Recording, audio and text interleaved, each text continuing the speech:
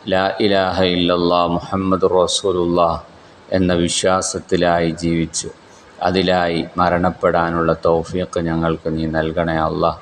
അല്ലാഹുവേ, നിന്നെ പുകഴ്ത്താനും നിന്നെ മദ്ഹ് പറയാനും ഞങ്ങൾക്ക് നീ തൗഫീഖ് നൽകണേ അല്ലാഹ്. അല്ലാഹുവേ, ഞങ്ങളുടെ ഹലാലായ മുറാദുകളൊക്കെ നീ ഹാസിലാക്കി തരണേ അല്ലാഹ്. പ്രയാസങ്ങളൊക്കെ തീർത്തു തരണേ അല്ലാഹ്. ഞങ്ങളുടെ എല്ലാ കാര്യങ്ങളും നീ റാഹത്തിലും സന്തോഷത്തിലുമാക്കി തരണേ അല്ലാഹ്. അല്ലാഹുവേ, ഞങ്ങളെ ദുനിയാവിലും ആഖിറത്തിലും നീ വിജയിപ്പിച്ചു തരണേ അല്ലാഹ്. അല്ലാഹുവേ, ദുനിയാവിലോ ആഖിറത്തിലോ പരാജയപ്പെട്ടു പോകുന്നവരുടെ കൂട്ടത്തിൽ ഞങ്ങളെ നീ പെടുത്തരുതേ അല്ലാഹ്.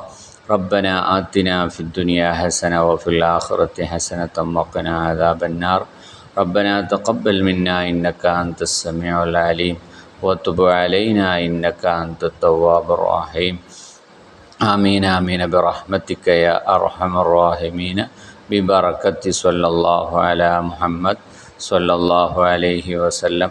സ്വല്ലല്ലാഹു അലാ മുഹമ്മദ് സ്വല്ലല്ലാഹു അലൈഹി വസല്ലം.